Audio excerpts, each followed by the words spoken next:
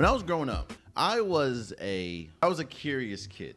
I would get in trouble in school a lot. It would be things like slapping the clock off the wall or turning on the science shower just to do things. The one thing that I had going for me was I got good grades. If I was getting in trouble all the time and not having good grades, my mom would never have anything, like she wouldn't have anything to fall back on to defend me. Last episode, I talked about James Franklin.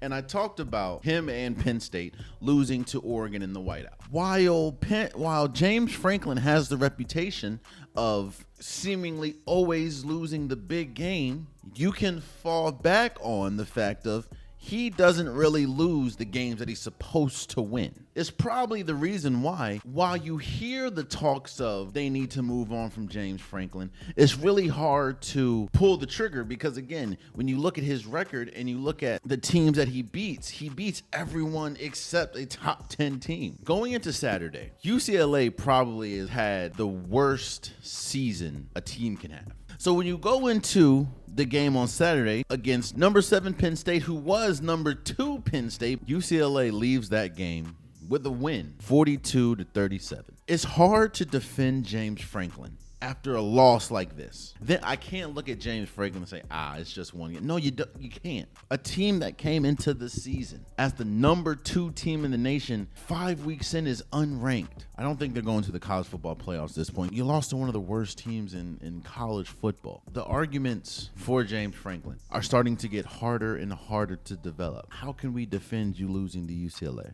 And I'm not saying that he should be fired. Please don't hear me say that. But what I'm saying is if he gets fired, you can look at a game like this and be like, yeah, that's probably the straw that broke the camel's back.